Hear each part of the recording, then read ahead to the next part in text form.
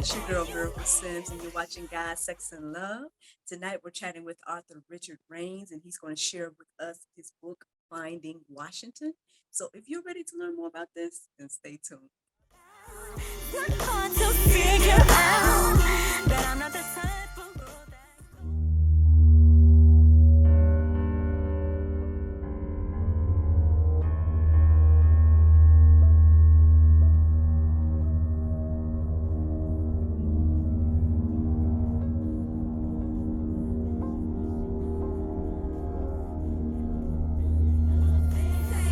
but I won't go where you need. Welcome back to God, Sex, and Love. I am here with Mr. Richard Rains. Hello, how are you?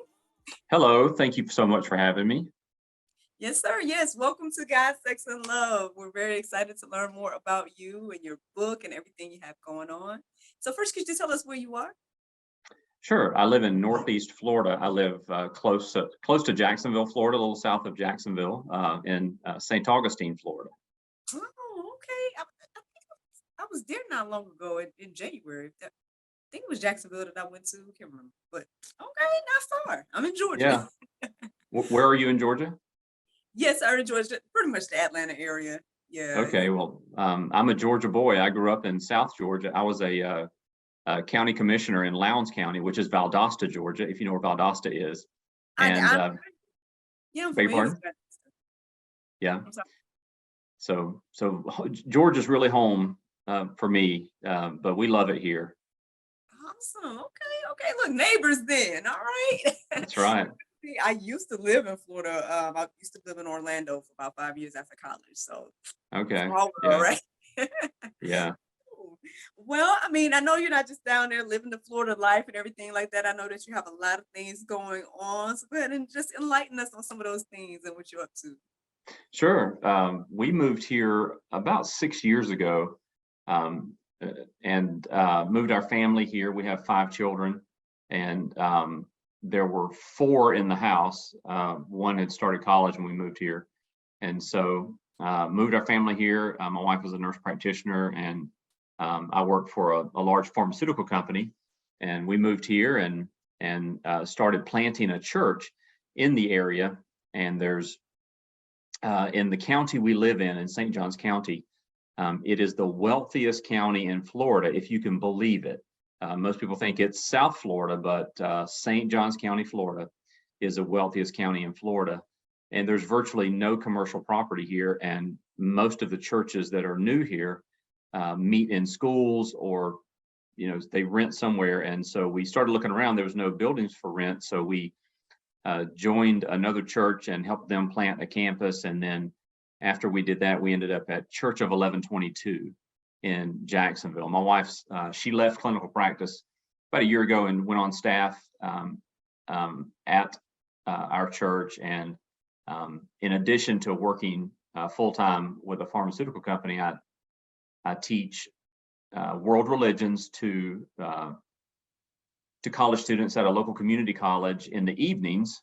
And then I teach theology courses to students who are preparing for ministry, at online learning at a college in New York. So I teach part-time theology, history of Christianity, and world religions, and work full-time. We're very involved in our church. And then in 2020, the platform that you and I are on right now saved my job.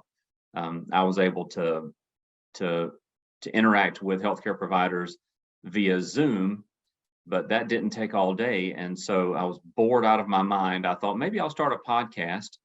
And the more I dug into that, the more I thought that sounds like a lot of work. So I didn't start a podcast, and I'd always wanted to write a book. I've always done a lot of freelance writing. I wrote a newspaper column for years.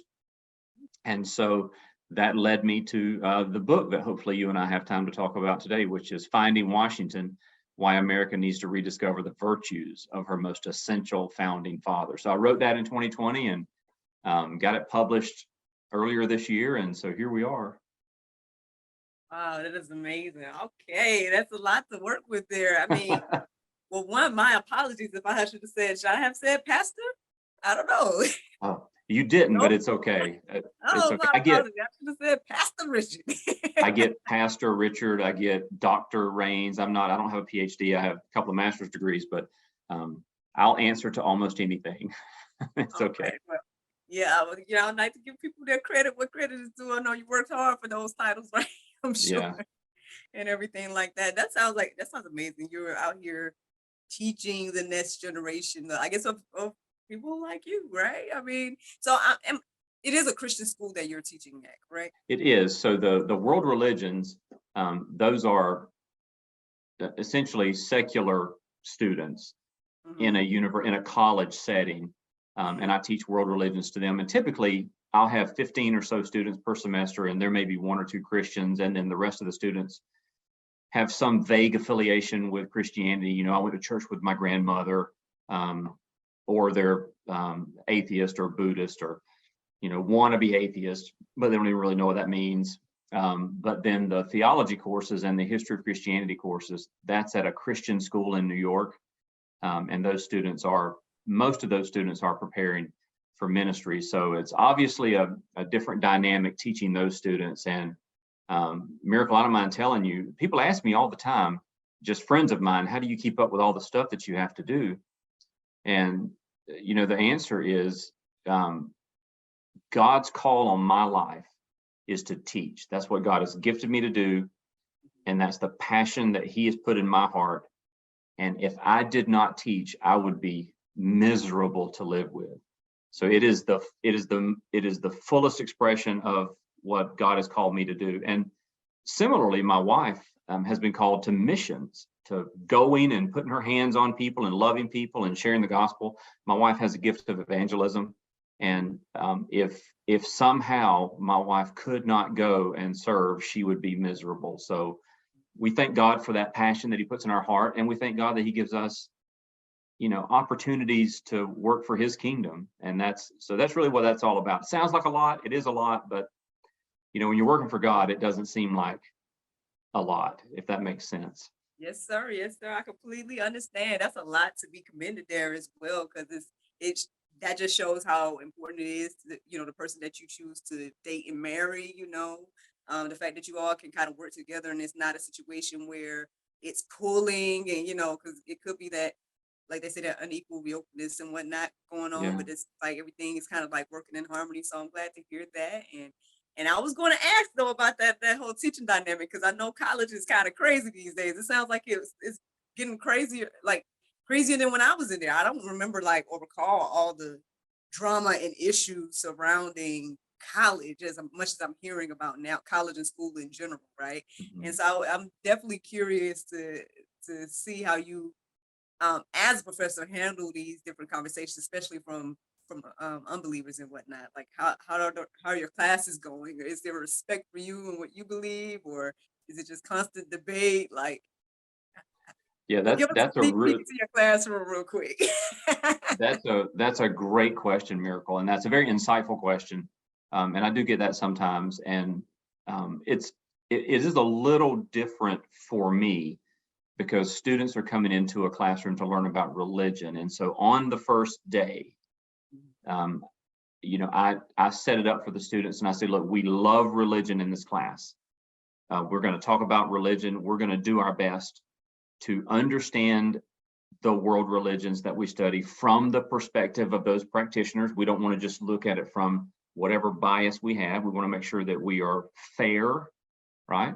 And I tell the students early on the first day that I am a Christian. It is my desire that every person in the world would understand that what Jesus did on the cross counted for them, right? I want people to know that. And if you're in this class and you're just as passionate that people understand that Muhammad is the prophet from God, then I want you to feel like this is a place where you can say that. And if you're in this class and you feel like that all of this is hogwash and we're all just going to decay when we die and there is nothing after this, then I want you to be passionate. But here's what we're going to do. We're going to discuss these issues in an environment where we're respectful of each other and we're all going to be friends at the end of it. And interestingly enough, the only problems that I have are from people that are really committed to atheism. I had to pull a student aside a couple of semesters ago and just ask him why he took the class. So I need you to tell me why you took the class. If you took this class as an opportunity to convince everyone in the room that religion is for idiots, then I'd rather you drop the class. But if you came to this class so that you can learn about other religions, so that you can find things to connect with your fellow humans and have a conversation in a doctor's office somewhere, just get to know people, like, no one's expecting you to convert to any religion, but in this class, you learn about the religion from an academic perspective. And so that helped him to see that maybe he was being a little too aggressive. But one of the lectures I do, Miracle, in the class, we talk about theism and atheism. If you put an A before a word, typically it negates that word. So theism would be a belief in God. Atheism would be a non-belief. And so I do discuss, one of my lectures is, why do theists believe in God? And I talk about a couple of different perspectives. And one of them is what we call the cosmological argument. Now, you and I won't get into that today, but it is one of the most compelling arguments for the existence of God that I've discovered, and the students love it. From all religions, they love it. And so I don't typically have too much trouble, but some of the professors that teach other courses that are Christians do, because if you're teaching, English literature, you can't set that up at the front like I can. And honestly, Miracle, the other part of it is I work a full-time job that pays my bills. If the college gets mad and fires me, I haven't lost anything, right? I've lost savings because all that money goes into a savings account that my kids end up spending anyway. And but it is tough, particularly for professors in places like New York and California, New Jersey. We need to make sure we are praying for Christian educators, for sure. Yeah.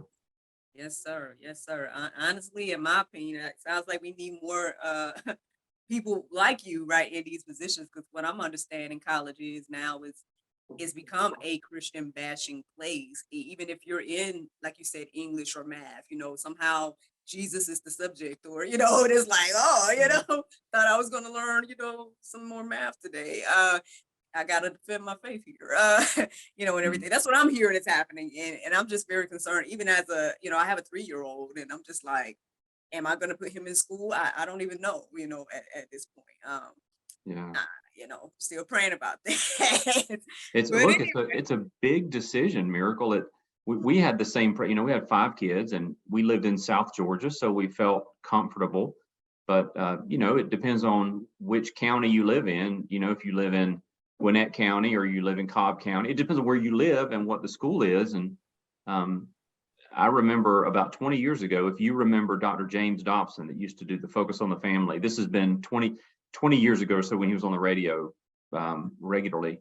I remember about 20 years ago, James Dobson said that as horrible as it sounded and as reluctant as he was to say it, he was advising all parents to pull their kids out of public school. 20 years ago? Even 20 years ago, he saw the writing on the wall, and teachers are leaving the profession, and it's getting harder and harder. But listen, and I'll say this, and we can move on to another subject. But when you read Matthew 24, Jesus takes his disciples up on a mountain, and they ask him, "What is the sign of the end?" And he says, "Okay, there are some things that are going to happen before the end. The things that are going to happen before the end are wars, rumors of wars. The love of many will grow cold. It'll be lawlessness, like all these things." But he said something else, Miracle. He said something else was going to happen before the end. He said that the gospel will be preached in every nation. So listen, Jesus prophesied that things are going to get worse and worse and worse. But in the middle of that, the gospel is going to go forward, and the gospel is going to win. So this worse and worse and worse is the enemy's last stand. But the gospel's going to win. It's going to win. And so, unfortunately, things are going to get worse. But as a professor of Christian history and have studied the various movements in the history of Christianity, I can tell you that if you want Christianity to grow, persecute it, because there's something that happens when you persecute or try to force Christians to not practice their faith. It weeds out the casual Christians, and it inflames those that are close to Jesus. And so anyway, so it's going to get worse, but it's going to get better, right? Yes. Yeah. Hey, man, look, I can sit here and listen to you all day, man. Yes. Look, you sure you don't want that podcast? That's the whole pastor. No. Uh, But I totally understand exactly everything you're saying, and I can even see that now. I know you mentioned 2020 was your, kind of the launching pad for your book. To be funny about my situation, same thing when it comes to GSL. Now this had been on my heart and mind for years, but 2020 was that thing, was like, you literally have nothing else to do. Are you gonna do that GSL miracle? And I'm like, I guess I ain't got nothing else to, sure, and I didn't think of it as a podcast. I always thought of it as a talk show, but it's got to be the glory for the way this thing launched and the way I'm doing it now. Because again, in my mind, it was going to be just this thing where maybe I was filmed on a stage or something, have some guests, but there'd be no way that I would have reached you and so many other people that I've talked to at this point if things didn't happen the way they did and everything went virtual and all of that. And so, right. like you said, I mean, even in the midst of all the things that are going on right now, I see, and I've talked to a lot of guests that are taking those leaps of faith in this season, and doing the different things that God is leading them to do, like me with GSL, you with your book, and so many other people that are doing things for the kingdom in this season. So I can see that gospel's getting out there and whatnot, and so hey, sounds like confirmation to me, but people can believe what they want to believe, right? Right, that's right. So why, what is important about this book? Because it sounds like it's very important to me, and I think we already got a little taste of what it could be and whatnot. But um, the inspiration behind it, and then a little piece, I guess, of whatever you would like to share in regards to you know why we Sure, need to take sure. take yeah, that topic. So, I don't want to get your title wrong. I'm like, but I oh, love it's the okay. title as well. Miracle. I was doing a podcast a couple of weeks ago, and my wife was in the living room. I'm in my office, and she was listening, and I forgot the name of my book. It was so embarrassing, and I gave the wrong title. I felt like an idiot, and I got done with the podcast, and I went out in the living room, and she looked at me and she said, "Did you forget the name of your book?" I'm like, "Well, honey, you should have better taste in men, because apparently I'm not the smartest guy in the room." So the book, I'll get the title right this time. It's Finding Washington: Why America Needs to Rediscover the Virtues of Her Most Essential Founding Father. Find it on Amazon, Barnes and Noble, anywhere you can buy online books. Your local bookstore can get it if you like to purchase books at the bookstore, and they may even have it. So I wrote the book in 2020, but kind of like you and the GSL podcast, I didn't start thinking about it in 2020. I started thinking about it in 2016. Now, I've served in politics, and so I'm interested in politics. I pay attention to politics. I've served with some of the finest people in the world. It was one of the greatest times of my life. I really enjoyed it. And so when we got to the presidential primaries in 2016, when the Republican and the Democrat primaries were over, I remember thinking to myself that when November rolls around, the two choices that I have are either the worst presidential candidate of my lifetime or the second worst presidential candidate of my lifetime. As an evangelical Christian, I was going to be forced to go to the ballot box and not have a candidate that reflected my values. And it bothered me. And that's not the first time that happened, right? That's been a trend where the values that I believe are foundational to this country are being abandoned. And so I've been thinking about it for a few years. And so I wanted to write a book to inspire Americans to rediscover virtue. And as I looked into our history, George Washington really rose to the top pretty quickly in terms of the singular American that for over 200 years, Americans have said this person is who represents virtue and patriotism better than anyone else. Not a perfect person, but someone that had these virtues. So in the book, I tell stories from George Washington's life. Most of the stories revolve around his role as a general or in the Virginia militia. I go back as far as the French and Indian War. And so in those stories, I highlight virtues that he displayed. And then I make an argument for why we need a revival of those virtues in our culture. Now, as a Christian educator, 100% of the writing that I've done in my career, I'm in my 50s, I'm 51, and I've been writing stuff since I was in my 20s, just getting, different things published in this magazine or that magazine. So I've been writing. 100% of everything I've written has been from a Christian perspective for Christians. And so when I sat down to write this book, I said, okay,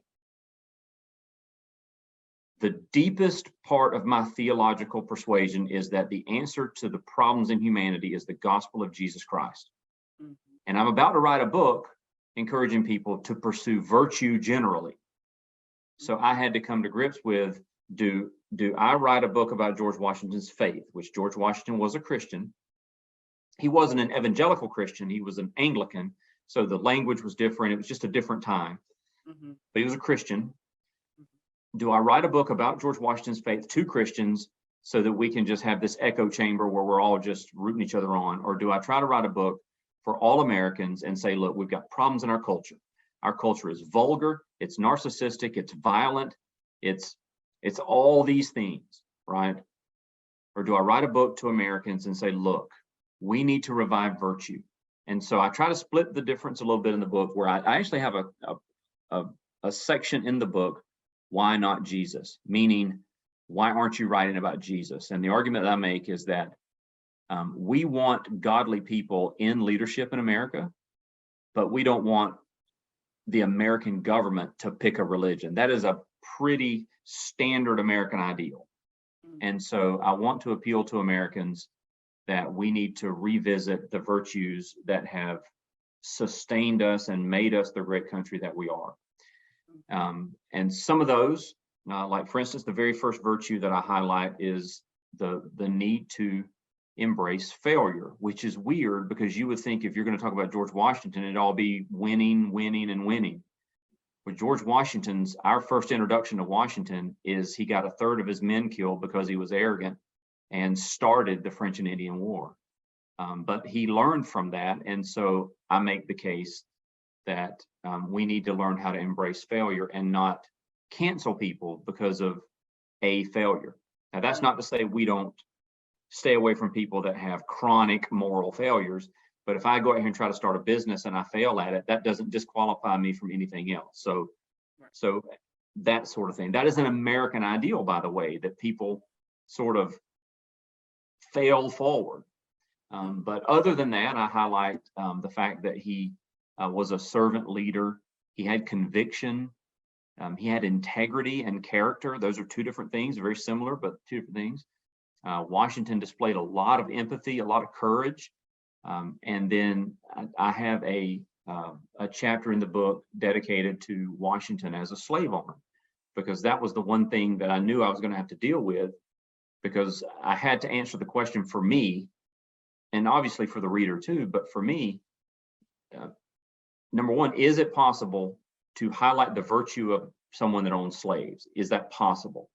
And if so, how is it possible? And so I deal with Washington as a slave owner, and that's probably my most talked about chapter. I share my email throughout the book, richard@findingwashington.com. And readers, I encourage readers to send me messages and let's talk about things and try to get a conversation started.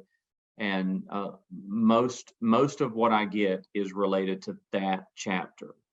Washington being a slave owner. And I'm happy to pursue any of these virtues, or I'm happy to pursue the conversation around Washington being a slave owner, just wherever you want to take the conversation. But that's really the reason I wrote the book. That's the content of the book, and the purpose of the book, Miracle, is, and I hate to say this, and I hope I'm wrong.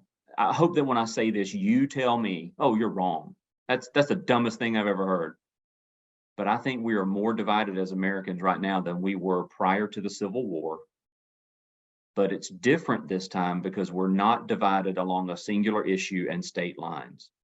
We're divided in every segment of our society. We're divided ideologically. We're divided politically. We're just, everything's political. We're developing this tribalism where if our tribe does something, it's good, but if your tribe does the same thing, it's bad. Like this rampant stupidity. And so we're pretty divided, and I want to address that division, and I want to see Americans become people that can have hard conversations again without hating each other. So that's really what the book is about. Mm. Well, sir, I mean, hey, it sounds very insightful to me, the whole thing. I mean, I can see everything you're saying. Unfortunately, I think I would have to agree with you on what you just said. So, but yeah, I definitely agree that we are all divided. I feel like there's a lot of things in play that is kind of like, not say forcing that, but I believe that it's for a reason that we're all so divided. Like it's to keep us divided, right? For But sure. that's another thing. I guess that's conspiracy or whatnot. But I No, mean, I don't think it is. I don't Look, think so it's, either. But that's what people call it. But well, it's simple. Miracle is very simple. What do the people that keep us divided have to gain from us being divided? And it's more power and more money for them. And we don't get anything out of it, right? We just get the negative aspects of it. So no, I don't think it's a conspiracy. mhm. I don't at all, but it is what it is, right? We just have to try to figure out a way to turn the thing back. Right. I mean, I think there's a lot of value in what you said because I do believe that.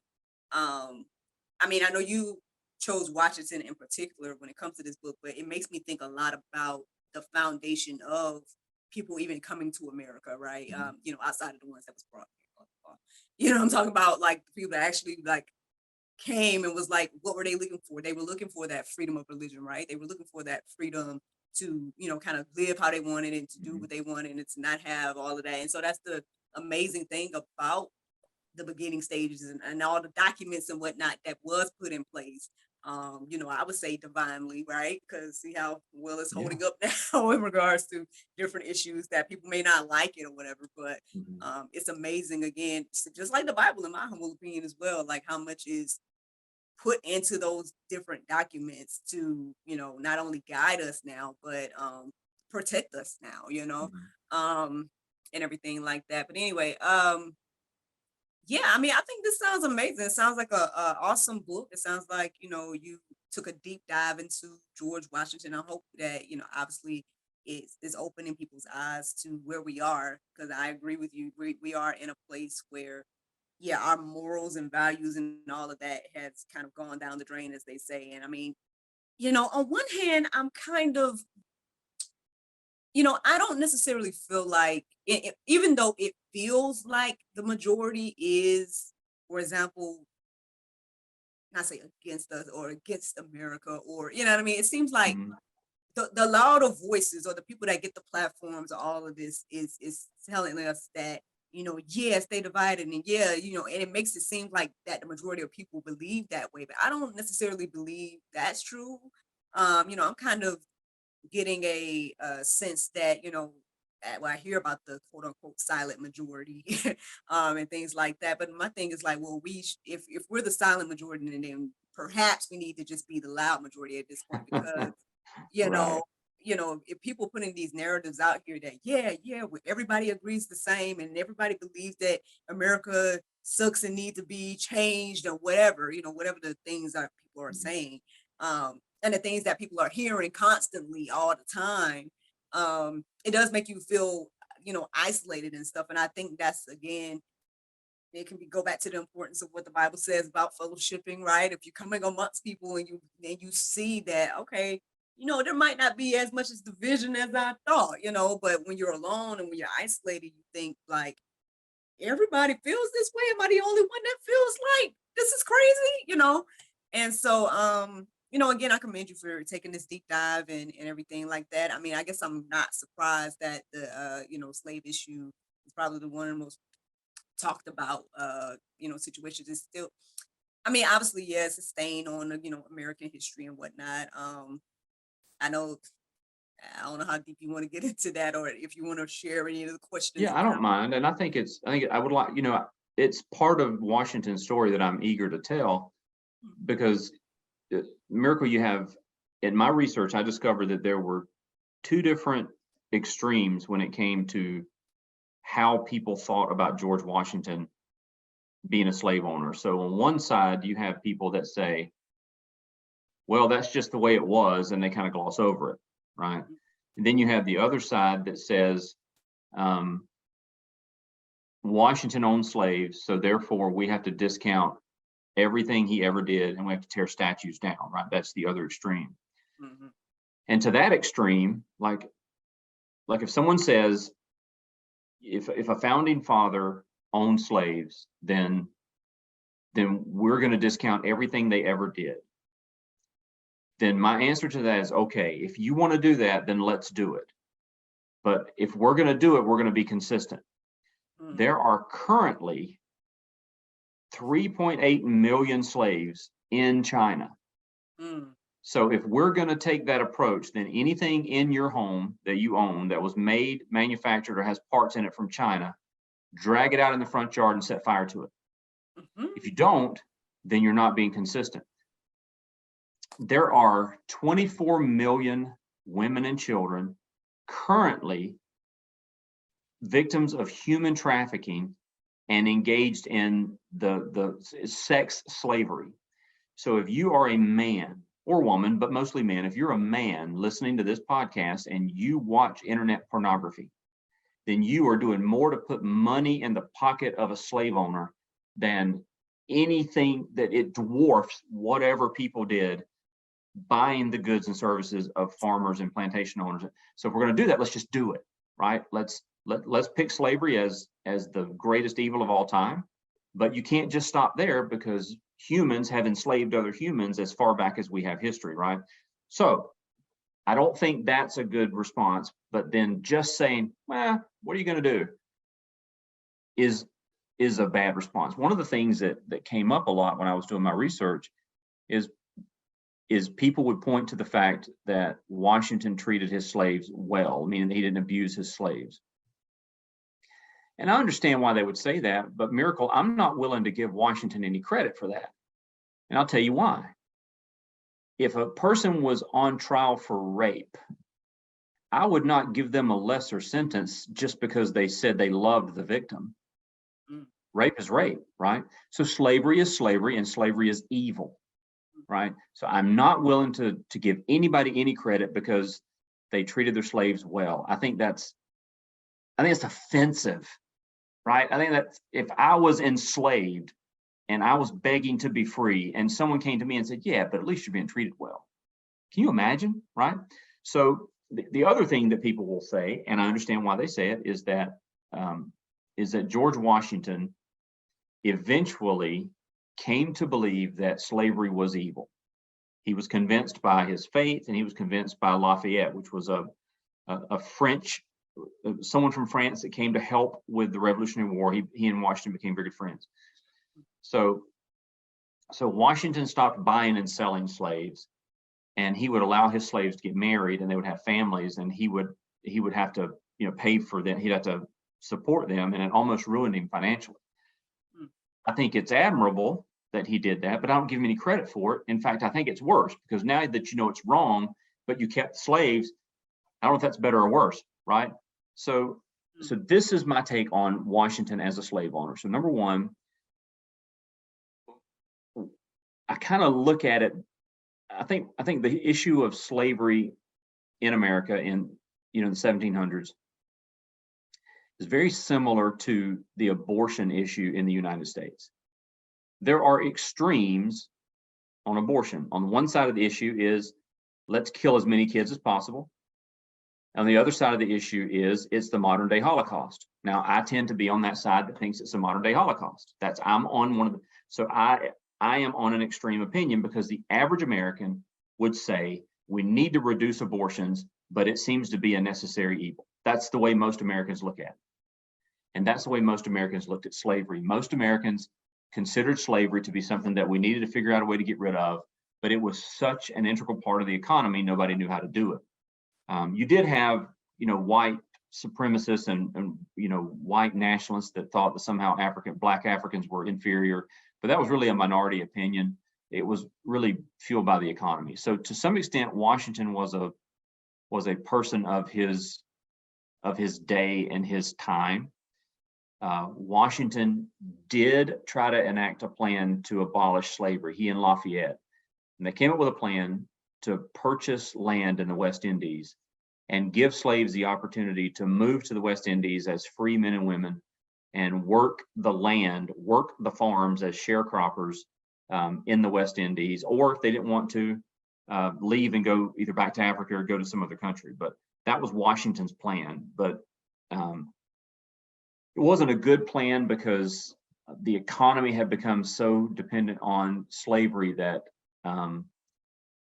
that the plantations in the South and the large manufacturing facilities in the North that had slaves before slavery was abolished in the North, the large manufacturing facilities that had slaves in the North had come to rely on free labor for so long that the economy was sort of built around it. And so I see slavery as George Washington's biggest failure. He failed himself, he failed his Christian morals, and he failed future Americans because America has suffered because of slavery. It has divided us, and racial tension between African Americans and whites is still, right? It's still horribly inflamed in some places. And so he failed his future.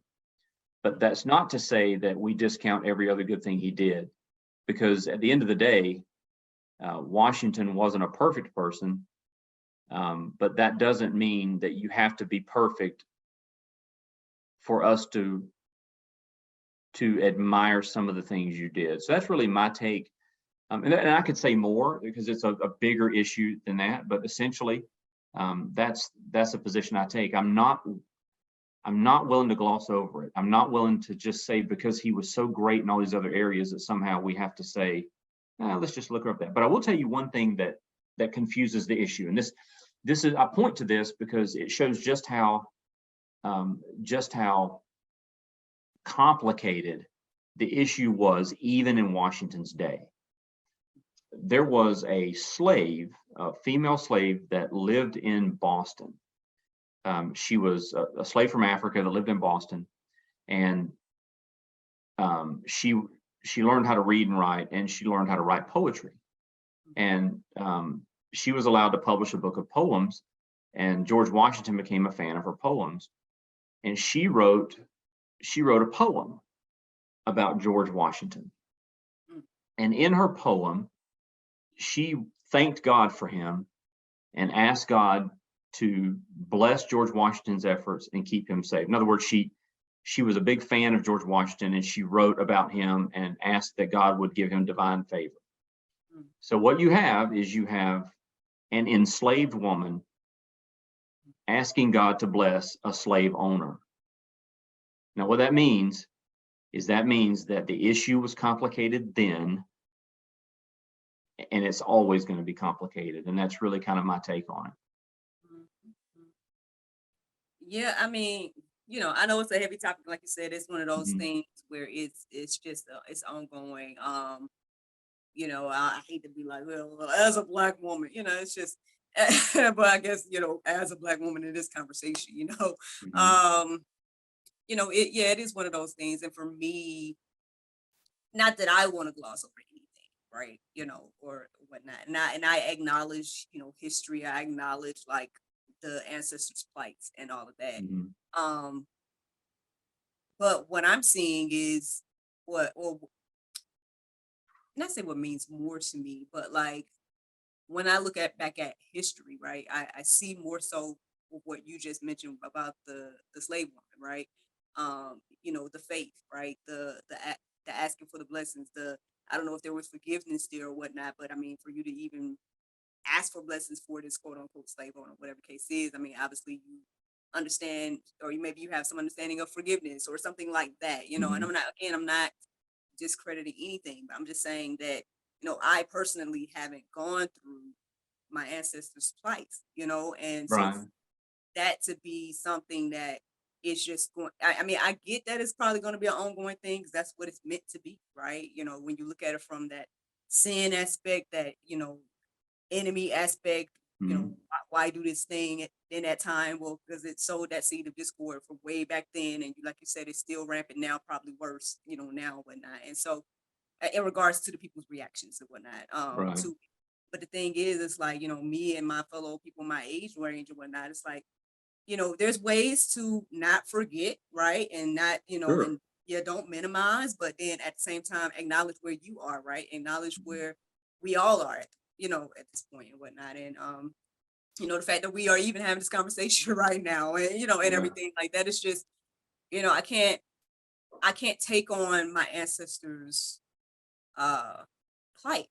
You know what I mean? And well, I can't take it on in a way and make it so like, hey, yeah, like I gotta hold on to this thing and hold on to this bitterness and hold on to things. Mhm. And they didn't even do that. Is my thing. Right, and that's my point, that the first generation of freed slaves stayed, right?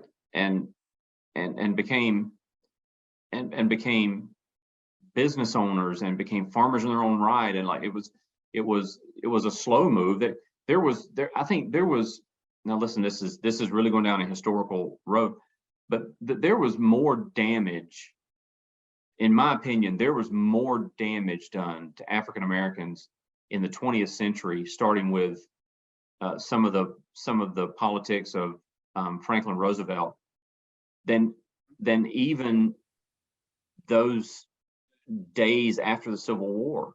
I mean, because I think redlining has done more to hurt the African American community than anything else. They basically said, let's draw these red lines and we'll keep all the Black Americans here.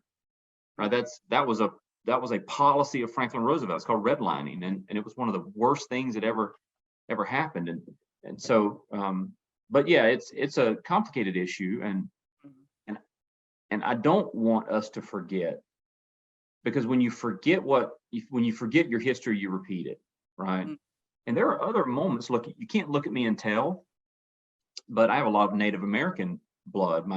Uh, my mother's mother was a full-blooded Creek Indian, and my grandfather, my dad's dad, was 50% Cherokee Indian. His mother was a Cherokee Indian, so I have a lot of Native American. My wife has a lot of Native American in her, and European descent, people from Europe that came to this country did not treat Native Americans well at all. Trail of Tears exists, right?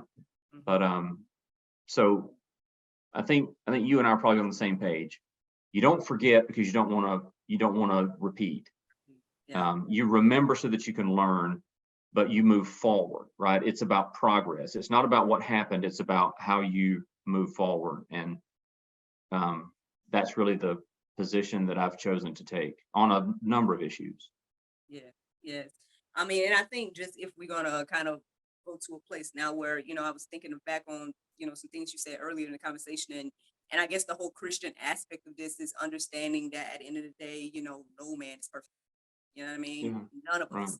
Like you said, this thing that we've been talking about for the past few minutes here, this thing called slavery was existed way before, Mhm. America existed. And then there's so many different intricate issues when it comes to that, and so um and I guess again that's the beautiful thing about Jesus. I know you mentioned that earlier, that it is a message for everybody and it doesn't exclude anybody.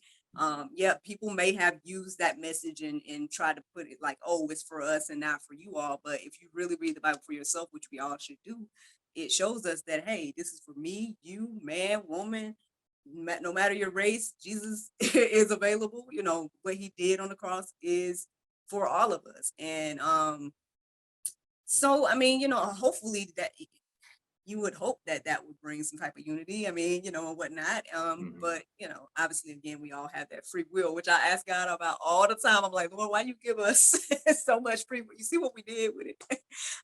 You know, I appreciate it, obviously, you know, but you know, those are my little random side questions that I ask the Lord every now and then. But anywho, I'm sure we could probably go on and on and on. Is there anything else you want to share with us about the book? You know, I know we touched on that chapter for a while, but what's Yeah, another? I think I've given your listeners a general view of it. One of my favorite ways to end these interviews in terms of talking about the book is um, is Washington was so involved in the formation of our country, even after the Revolutionary War. In fact, after the Revolutionary War, we were governed by the Articles of Confederation, which was a disaster, at least as far as Washington was concerned. And it was Washington that got people together for a constitutional convention. And so once the states came together for the Constitutional Convention, Washington was made the president of that convention to put together a constitution.